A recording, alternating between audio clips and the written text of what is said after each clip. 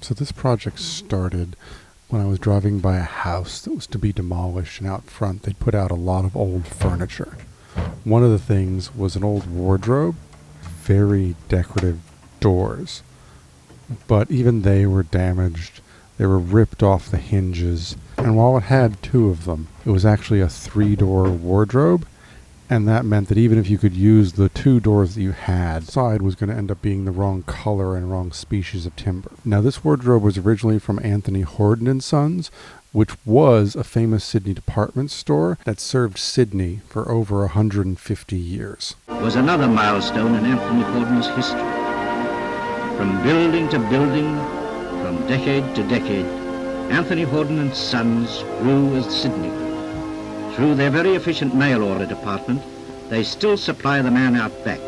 They are still the focal center of hundreds of thousands of Australians. Still the universal providers serving the people in city, suburb and country.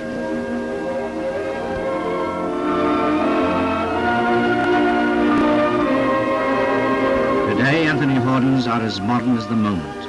As your country has grown, so is your store. This month, August 1948, Anthony Horton & Sons Limited celebrate their 125th anniversary. The store closed in the 1970s, was then demolished, and was finally redeveloped into the World Square complex in the early 2000s. Now, these have been sitting in the garage, but not quite that long. The first part was I reused the doors and I turned them into a shelf. And I went with a shelf because the thing I see in all my furniture restoring is all these antiques that serve a purpose that people don't have anymore. They don't fit new TVs, people don't have drinks cabinets. So I settled on a dresser and a shelf. And I finally had to do something about it when I found another broken wardrobe. And this is where the back for the shelf came from. It was solid timber all around.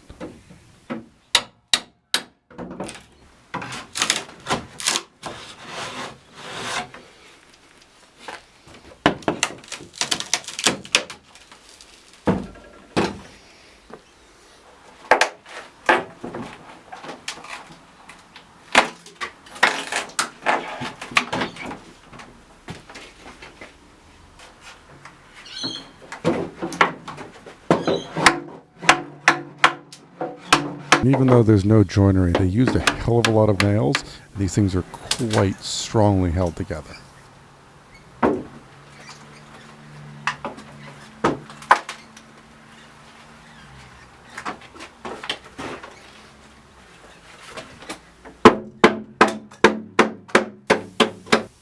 And so the feature surface on this cabinet is silky oak.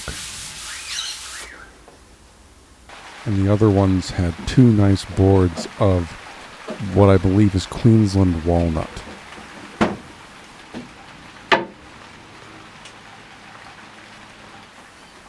And it was in demolishing the the original wardrobe that I found the delivery name for the original owner of this, which is Donnelly, which is how this comes to be the Donnelly dresser. Donnelly. It's a Donnelly dresser. Now I wanted to preserve this, so I used some clear spray, but it turned out it was chalk, and it disappeared at first, and when the spray finally dried, it was much fainter than original, so it didn't go the way I'd hoped.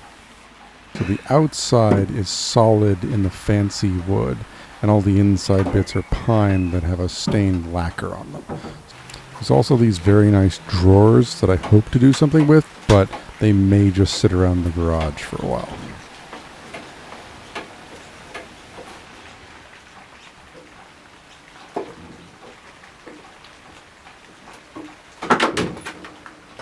Now all the screws and stuff from this will get saved and put into the sort of antique fasteners for other restorations.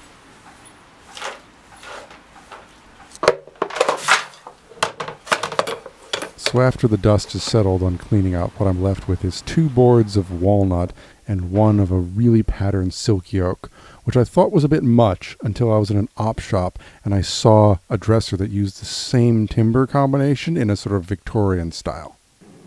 So the rest of these videos are going to be divided into 3 sections. The first is building the exterior casing. The second is building the drawer boxes to go inside and hanging the drawer runners. And the third and final part will be building the legs and finishing it. So I also went ahead and built a small study out of some scraps that show the sort of mid-century modern stylings I'm going for, but also classic furniture techniques, machine-cut dovetails, and the like. I jot down a few dimensions, and I have the manufacturer specifications for the drawer slides I'm going to use, which I use to make a story pole, which is one of the first of many that I use throughout this project, before I begin with the rest of it. Next time on Dragon Ball Z.